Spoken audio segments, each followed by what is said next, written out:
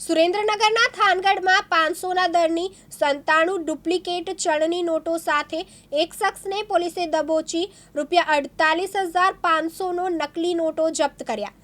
Than શહેરમાં નકલી નોટો વટાવવાના કિસ્સાએ ચકચાર મચાવી છે. થાન પોલીસમાં ફરજ બજાવતા એએસઆઈ સહદેવસિંહ ઝાલાને બાતમી મળતા પીઆઈની ટીમ સાથે ખાખરાડી ચોકડી પાસે પોલીસે આશિષ મોરી નામના યુવકને ઝડપી પાડ્યો હતો. તેની પાસે 500ની 97 જેટલી નકલી નોટો મળી આવી હતી. પ્રાથમિક તપાસમાં ખુલ્યું છે કે આરોપી વેપારીઓ પાસેથી વસ્તુઓની ખરીદી કરીને આ નોટોનો વપરાશ કરતો હતો. હાલ એક અન્ય શખ્સની શોધખોળ પણ પોલીસ દ્વારા ચાલુ છે. પોલીસે મોટી સફળતા હાંસલ કરી છે. થાનગઢ પોલીસે ચેકિંગ દરમિયાન એક શંકાસ્પદ વ્યક્તિ પાસેથી ₹500ના દરની કુલ 97 ડુપ્લિકેટ ચલણી નોટો ઝડપી પાડી છે. પોલીસે ઝડપાયેલા આરોપીની પૂછપરછ કરી વધુ તપાસ હાથ ધરી છે. જી સાહેબ, શું કહેશો?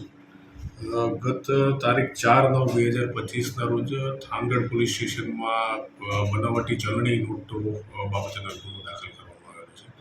આ ગુનામાં જે છે એ મળતી માહિતી મુજબ BNSની કલમ 179 અને 180 મુજબનો આજે ગુનો દાખલ કરવામાં આવેલો છે.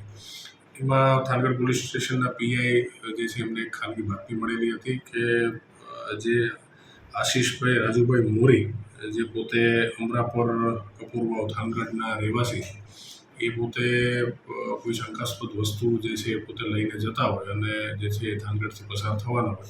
આ બાતમીના આધારે તેઓએ આ વ્યક્તિ જે છે એને અટકાયત કરી અને એની જ્યારે ઝડપી કરવામાં આવી તો ઝડપી કરતાં એની પાસેથી શંકાસ્પદ ચલણી નોટો જે છે એ પ્રાપ્ત કરવામાં આવી અને ચલણી નોટોના વેરિફિકેશન માટે ત્યારબાદ તુરંત જ એમણે જે સરકારી જે બેંક છે એ બેંકના અધિકારી અને સરકારી પંચોને બોલાવી અને એની ખરાઈ કરતાં ખરેખર એ 500ના જે 500 રૂપિયાની બનાવટી ચલણી નોટ હોવાનું જે છે એ ફલિત થતાં એના વિરુદ્ધમાં ગુનો દાખલ કરવામાં આવેલો છે. હાલ જે ગુનો છે એ કુલ 2 આરોપીઓ વિરુદ્ધ છે. એક આશિષભાઈ જે છે એમના વિરુદ્ધ અને બીજા અજયભાઈ ઉગરેજીયા, જે પોતે ખાખરાડી થાનનું જે ગામ છે ત્યાંના રહેવાસી છે. આ સિવાય અન્ય બીજા પણ જે આરોપીઓ જે છે એમની પણ અમને શંકા છે કે વધારે આમાં ઇન્વોલ્વ હોઈ શકે છે.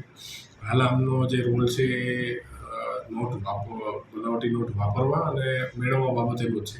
આ સિવાય નોટ ક્યાંથી છપાયેલી હતી અથવા ક્યાંથી આગળનું શું નેટવર્ક છે એ બાબતેની તપાસ જે છે હાલ થાનગઢ પોલીસ સ્ટેશનમાં ચાલુ છે. સરજી, કેટલા રૂપિયાની નોટો હતી અત્યારે જે છે કુલ 97 એવી નોટ મળી છે. એટલે આમ જો આંકડાથી ગણવા જઈએ તો કુલ 49,000 જેટલી નોટ કિંમતની જે નોટ છે એ ગણી શકાય. પણ આમ તો ખરેખર ચલણી નોટો ખોટી છે એટલે 0 કિંમત ગણી શકાય, પણ પોતે સાચા તરીકે એ લોકો ઉપયોગ એને કરતા હતા. બ્યુરો રિપોર્ટ, દિવ્યાંગ ન્યૂઝ, સુરેન્દ્રનગર.